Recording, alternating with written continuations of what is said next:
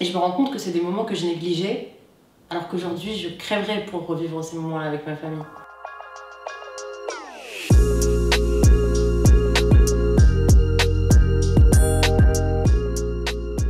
Je m'appelle Neila, j'ai 24 ans et je suis née, j'ai grandi en Algérie. Ça fait maintenant 5 ans que j'habite en France. Je m'appelle Tajamol Fakiri Choisi, j'ai 24 ans, je viens d'Afghanistan.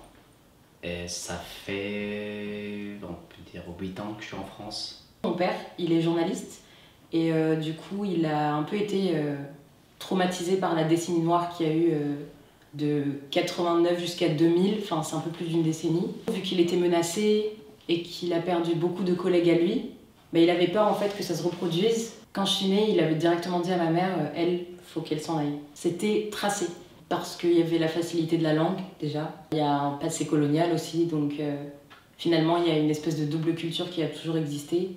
Donc oui, c'était une évidence. J'avais à peu près 13 ans quand j'ai quitté l'Afghanistan. Quand tu arrives à un certain point et tu sais très bien, soit tu pars, soit tu meurs, du coup, tu n'as pas le choix, je pense. Du coup, tu es obligé de partir à un moment ou à un autre. En fait, ça s'est passé petit à petit. C'est pas vraiment d'un seul coup. On n'a pas un passeur qui te ramène directement d'un pays à l'autre. Là, tu parles en fait. Tu pars de l'Iran, je suis parti jusqu'en Turquie. Après, j'étais en prison et c'est là que j'ai réussi à ne pas payer le passeur parce que on m'a arrêté. Et puis de Turquie jusqu'en Grèce, et après de Grèce, j'ai essayé vers l'Italie, ça n'a pas marché. Du coup, pendant plusieurs fois même, j'ai failli mourir parce qu'on était noyés comme des gens encore longtemps. Et après, j'ai pris la route vers la Macédonie, Serbie, Hongrie, Autriche, Suisse et la France. Il fallait que j'aille de la gare jusqu'à Gare de l'Est parce qu'on sait très bien l'endroit où on trouvait des Afghans, c'était à Gare de l'Est. J'arrive à Gare de l'Est, je vois des gens qui dorment dans le parc, sous les tentes. Et les gens qui ont des papiers, des cartes de séjour de 10 ans, il y en a qui sont là depuis 9 ans, 10 ans et tout. Et là, je discute avec eux, j'étais là, je me disais, mais en fait, c'est ça l'Europe, c'est ça la France. Mais qu'est-ce que je fais maintenant en fait? J'étais déçu de ma vie, mais vraiment, genre, j'étais déçu de tous les efforts que j'avais faits. Je me disais, mais en fait, qu'est-ce que je fais?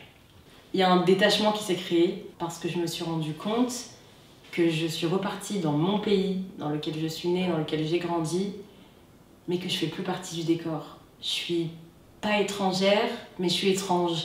C'est comme si en fait j'avais peur d'affronter la vie là-bas en fait, d'affronter ce que j'ai laissé là-bas. Et moi dans ma tête, ben, je me dis que je retrouverai mon pays comme je l'ai laissé quoi. Mais à chaque fois c'est une désillusion de plus. Après, je suis d'accord sur un point avec Neila parce que, en fait, quand tu restes plus, c'est pas, je me sentais pas étranger, mais toujours il te met à une place que tu vas partir à un moment ou à un autre. Pour toi, c'est facile de prendre l'avion demain, de partir parce qu'aujourd'hui, tu as la possibilité. Mais nous, en fait, on peut pas. Et ce blocage-là, on a cette conscience. Et du coup, tout de suite, ça nous fait différence.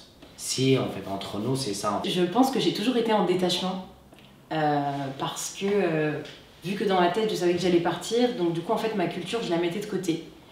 Parce que j'étais vraiment obnubilée par mon départ, par la découverte de l'autre monde, de l'autre rive, en fait. Et c'est drôle parce qu'avant, bah, du coup, j'écoutais plus du Cherif Hanouna et du Amel Bent pour rêver de la France.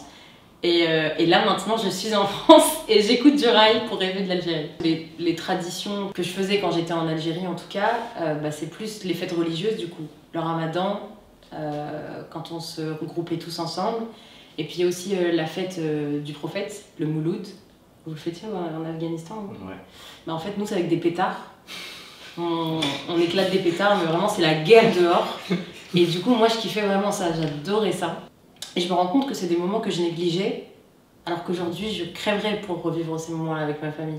Moi, je ne peux pas faire la différence en quoi la tradition et en quoi la culture, parce qu'on le vit d'une manière un peu mélangée. Mais après, en fait, ça a un peu changé, c'était un peu modifié. Dans les pays comme l'Afghanistan, c'est un peu plus extrême avec la religion, parce qu'on vit, en fait, on peut dire, sous l'ombre de la religion. Et la culture et la tradition avec le temps, ils ont pris vraiment un ampleur plus religieux que humaine, la personne, la vie. C'est pour ça que je dis parfois, je prends tout ce qui est bien dans la culture française et aussi dans la culture afghane et pour le mélanger pour que ça donne meilleur. J'aime comment on est, j'aime surtout en fait une histoire de recevoir les autres personnes, même si tu es vraiment dans l'extrême pauvreté, quand tu as un invité, tout ce que tu as, même un verre de thé, tu le mets devant l'invité, tu es là. Ça, c'est des choses qu'en fait, on ne le voit pas en France. Je rencontre une personne, je demande d'abord t'as quel âge? Tu es mon aîné, je te respecte, parce que c'est moi, c'est en tant qu'un Afghan, c'est comme ça que ça va se passer. La manière aussi comment tu es, moi, je sais que ma religion, ma culture, même mes parents, tout ce que je sais, me dit quand tu es dans une société, il faut que tu te fondes en fait dans la société et tu prends en fait la manière comment ils sont dans cette société. Ça les fait peur et aussi ils connaissent pas.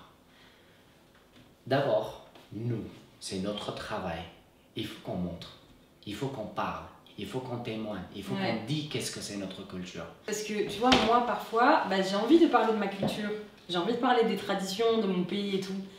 Mais est-ce qu'on est obligé à chaque fois d'éduquer, tu vois? Alors, moi je pense qu'on est obligé, pourquoi? Parce qu'on vit dans leur pays. Tu vois, dans la vie de tous les jours, parfois, t'as juste la flemme d'expliquer parce que ça se voit que la personne, elle, tu vois, ça peut être interprété comme de la maladresse, mais parfois c'est juste trop quoi. Avant de partir en France, ma grand-mère, elle m'a parlé et elle m'a dit écoute, là maintenant tu vas partir, ta foi c'est dans ton cœur. Et ça sert absolument à rien en fait d'extrapoler sur ça si t'as pas envie de t'éviter de problèmes en fait. Les premiers temps, quand j'étais arrivée en France, il y avait des gens à la fac, etc. Et je leur disais pas que j'étais musulmane. Juste pour éviter les problèmes.